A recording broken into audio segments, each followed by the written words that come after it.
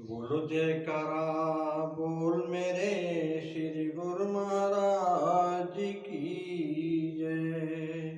बोलो साचे दरबार की जय। बोलो आनंद कंद भगवान की जय।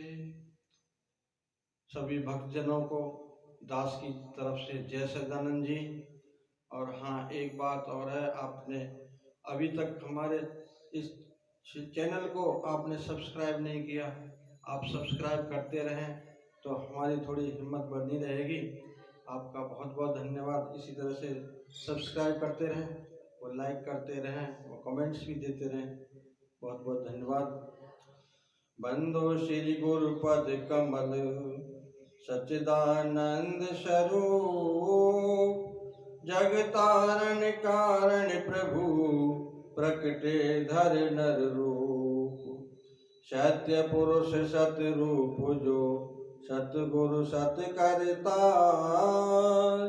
अपने भगतन के हित लीज मनुज अवतार।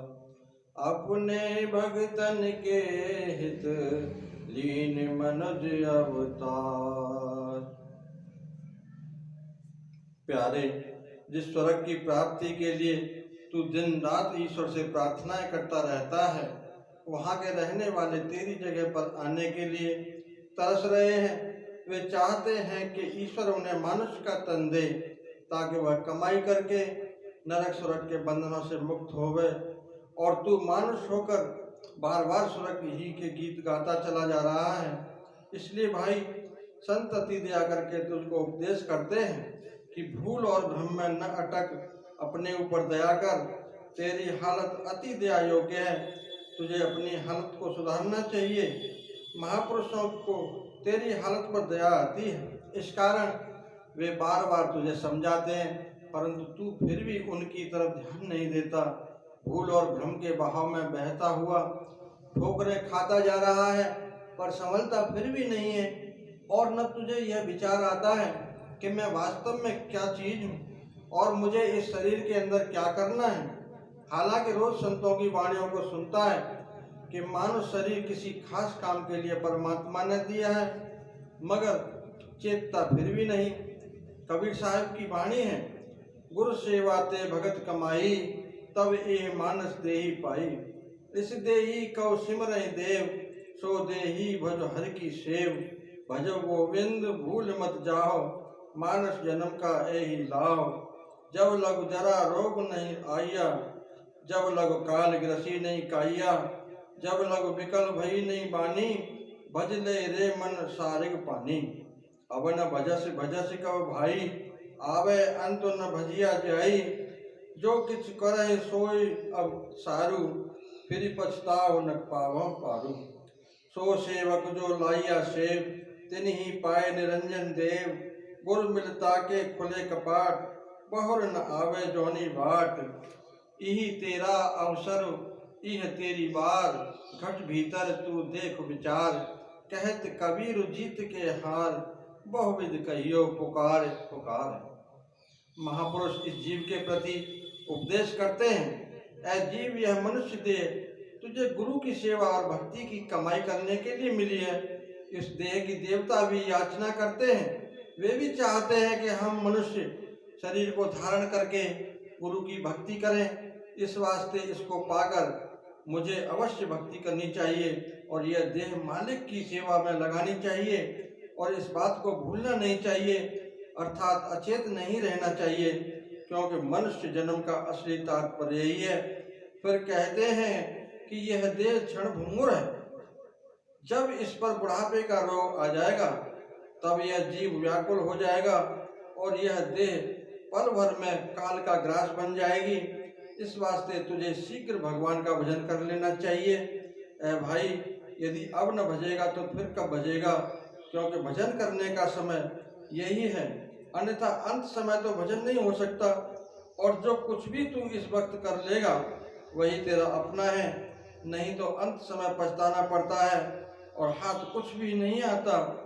जिस सेवक को भगवान ने दया करके सेवा का शुभ अवसर दिया है, उसने भगवान को पा लिया है। गुरु के मिलाप से उसके कपाट खुल गए हैं और वह जन्म मरण के चक्कर से छूट गया है। इसलिए मानुष, तेरे लिए भी यही अवसर है कि सतगुरु को मिलकर भक्ति का धन एकत्र कर ले और अपने घट के अंदर नजर मार कर देख कि तू मानुष जन्म की बाजी को जीत रहा है या हार रहा है। कबीर साहब कहते हैं, मैं पुकार पुकार कर कहता हूँ कि यह शरीर बार बार मिलने का नहीं है, इसके अंदर तुझे अपना परलोक सुधार लेना चाहिए। फिर संत कहते हैं, अजीब, तू इस कीमती शरीर को पाकर जो भजन के काम में आलस्य करता है और इसे कल के लिए छोड़ता जाता है, सो यह तेरी उस आदमी की सी मिसाल है जैसे एक साधु की सेवा करने में 1 सप्ताह के लिए पारसमणि मिली थी और उसने उससे कुछ लाभ नहीं उठाया था। उसकी कथा इस प्रकार है। कहते हैं कि कोई आदमी साधु की सेवा किया करता था। एक बार एक साधु उनके यहाँ आया जो अपने पास पारसमणि रखते थे। उस पुरुष ने अपने स्वभावानुसार उसकी भी सेवा की। साधु महाराज प्रसन्न हुए और प्रसन्न होकर उस पारस को उस मानुष के हवाले कर दिया और कहा, इसके अंदर यह गुण है कि यदि लोहा इससे छू जाए तो सोना बन जाता है। तो 1 सप्ताह के अंदर जितना इससे बना सकता है सोना बना ले, परंतु 7 दिन गुजर जाने पर तुझसे यह चीज वापस ले ली जाएगी। यह कहकर साधु महाराज चले गए। पीछे उस मानुष ने क्या किया, पारस को घर रखकर आप बाजार में गया और पूछने लगा, लोहा क्या भाव है? मालूम हुआ कि लोहे का भाव 2 शेर रुपये है। सोचने लगा, बहुत महंगा है, न जाने कल तक सस्ता हो जाए। यह सोचकर वापस चला आया और दूसरे दिन फिर गया। पता लगा कि आज लोहे का भाव कल से कुछ तेज है। वह फिर लौट आया। उसका विचार था कि जब लोहा सस्ता हो जाएगा तब खरीदूंगा। भाव यह है कि इस प्रकार रोज बाजार जाता और लोहे का भाव पूछकर वापस आ जाता। 7 दिन गुजर गए। साधु महाराज अपने इकरार पर आन पहुंचे, परंतु उसे फिर उसी तरह कंगाल देखकर आश्चर्य हुआ।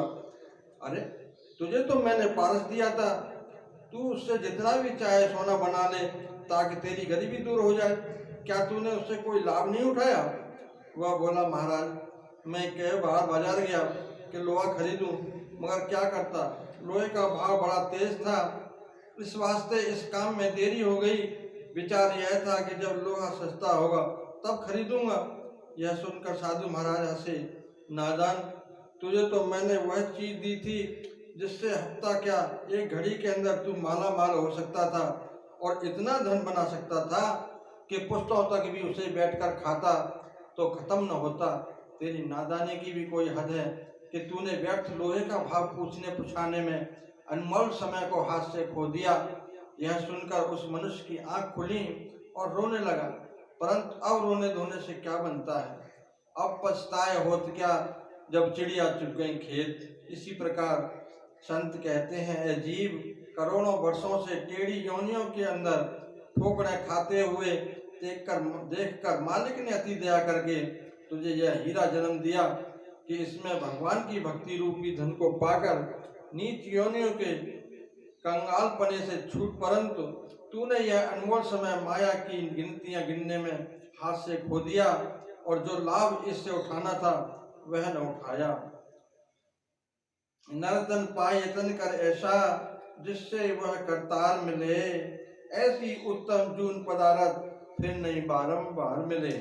ऐ मन, इस मनुष्य शरीर को पाकर कुछ ऐसा यत्न करना चाहिए जिससे मालिक की भक्ति हाथ आए और उस परम पिता प्रभु के चरणों का मिलाप हो, क्योंकि ऐसा उत्तम और अनमोल जन्म बारंबार मिलने का नहीं है।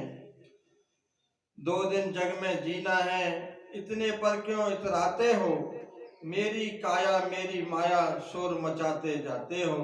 साथ नहीं हरि नाम लिया और गफलत में दिन रात कटे, काया भी बदनाम करी अफसोस के खाली हाथ चले। संत कहते हैं, अजीब, इस संसार में केवल 2 दिनों का जीवन है। इस 2 दिन के जीवन में तू किस बात पर फूला फिरता है और कहता है यह मेरा शरीर है, यह मेरा धन है, यह मेरा परिवार है और मैं इन सब का मालिक हूँ। सो यह तेरी बड़ी भूल है। तेरी अपनी वस्तु तो केवल एक भगवान का नाम था, उसको तो तूने साथ लिया नहीं और दिन रात अचिंतता के अंदर बिता दिए। इसलिए तेरी हालत पर अफसोस है कि तूने इस मनुष्य चोले को भी बदनाम किया और अंत में खाली हाथ संसार से चल बसा। फिर कहते हैं मनुष्य, यदि धन लुट जाए तो चिंता न कर, शरीर चला जाए तो परवाह न कर, कुटुंब परिवार साथ न दे तो अफसोस न कर। इनमें एक बात भी चिंता योग्य नहीं है, क्योंकि ऐसा तो एक दिन होना ही है और अंत होकर रहेगा। इसलिए इन बातों की चिंता करना व्यर्थ है। चिंता ताकि कीजिए जो अनहोनी होए, यह मार्ग संसार को नानक थिर नहीं कोई। चिंता योग्य बात वह होती है जो अनहोनी हो, परंतु जिस बात को आदि से हम देखते आ रहे हैं और आसपास की हालतें रोज यह शिक्षा दे रही है कि संसार में किसी वस्तु को भी सदा के लिए ठहराव नहीं है। यहाँ हर एक वस्तु नाशवान है, फिर इसकी जुदाई में चिंता कैसी। आज जिस वस्तु को हम अपनी खुशी का सामान समझते हैं, कल वह हमारे पास नहीं रहती। यदि कल है तो परसों तक भी छुट जाती है। और ऐसी हालतें हम अपने जीवन में अनेक बार देखते हैं कि यहाँ जिन वस्तुओं को भी अपनाया जाता है वे ही गैर बन जाती हैं। जिस चीज से दिल लगाया जाता है वही अंत में दुखदाई हो जाती हैं। सिकंदर बादशाह ने अपने समय में बेअंत धन एकत्र किया। जब वह मरने लगा तो उसने हुक्म दिया कि मेरा सब धन पदार्थ मेरे सामने ढेर कर दिया जाए। हुक्म की देर थी। बादशाही के सारे सामान, रुपया पैसा, नौकर चाकर, हाथी घोड़े और लश्कर आदि सब आन हाजिर हुए। उसके पालकी पर सवार होकर सबकी ओर देखा और पूछने लगा, भाइयों, तुम में से कौन ऐसा भी है जो परलोक में मेरा साथ दे। सबने रंज के आंसू पहुँचते हुए सिर हिला दिया। फिर यही सवाल उसे एकत्र किए हुए धन से किया गया। उसने कहा, मैं तो संसार के लिए था, परलोक का साथी मुझे भी न समझ। इसने सबकी ओर से इस प्रकार के उत्तर सुनकर ठंडी सांस ली और आंसू बहाते हुए यह शब्द कहे, अफसोस, अगर मुझे यह पता होता कि मरते समय इन वस्तुओं में से कोई भी मेरा साथ नहीं देगी तो मैं क्यों लोगों को दुखी करके इनको एकत्र करता। परंतु उस वक्त रोने और अफसोस करने से बनता ही क्या था। अंत में बेबस और लाचार दिल में हसरतों को लिए हुए दुनिया से खाली हाथ चल बसा।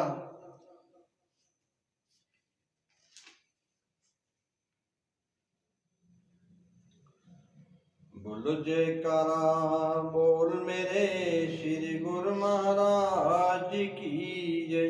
बोलो साचे दरबार की जय। आनंद कंद भगवान की जय। ओ सतगुरु प्यारे, अपना हमें बना ले, चरणों में अब लगा ले, चरणों में अब लगा ले। ओ सतगुरु प्यारे, अपना हमें बना ले, चरणों में अब लगा ले, चरणों में अब लगा ले। तुम बिन नहीं है कोई, सुध बुध जले हमारी, है खूब खोज देखा मतलब की दुनिया सारी। तुम बिन नहीं है कोई, सुध बुध जले हमारी, है खूब खोज देखा मतलब की दुनिया सारी। धोखे के जाल से अब भगवान हमें छुड़ा ले, चरणों में अब लगा ले, चरणों में अब लगा ले। ओ सतगुरु प्यारे, अपना हमें बना ले, चरणों में अब लगा ले, चरणों में अब लगा ले। कोई नहीं संगी दिन चार के है मेले, संबंध से जगत के सब झूठ के झमेले। कोई नहीं है संगी तीन चार के हैं मेले, संबंध इस जगत के सब झूठ के झमेले। तू भी न बा पकड़े तो कौन फिर संभाले, चरणों में अब लगा ले, चरणों में अब लगा ले। ओ सतगुरु प्यारे अपना हमें बना ले, चरणों में अब लगा ले, चरणों में अब लगा ले। सत्य और असत्य का हमको भगवान ज्ञान दे दो, अभिलाषा वो यही है भक्ति का दान दे दो। सत्य और असत्य का हमको भगवान ज्ञान दे दो, अभिलाषा वो यही है भक्ति का दान दे दो। हम प्रेम के हैं प्यासे दे प्रेम के प्याले, चरणों में अब लगा ले, चरणों में अब लगा ले। ओ सतगुरु प्यारे अपना हमें बना ले, चरणों में अब लगा ले, चरणों में अब लगा ले। कृपा से अब मिटा दे दुख दर्द गम बखेड़ा, बस एक नजर से तेरी हो जाए पार बेड़ा। कृपा से अब मिटा दे दुख दर्द गम बखेड़ा, बस एक नजर से तेरी हो जाए पार बेड़ा। भव सिंधु है भयानक दासों को अब तरा ले, चरणों में अब लगा ले, चरणों में अब लगा ले। ओ सतगुरु प्यारे अपना हमें बना ले, चरणों में अब लगा ले, चरणों में अब लगा ले, चरणों में अब लगा ले, चरणों में अब लगा ले। बोलो जयकारा बोल मेरे श्री गुरु महाराज की जय, बोलो साचे दरबार की जय, आनंद कंद भगवान की जय।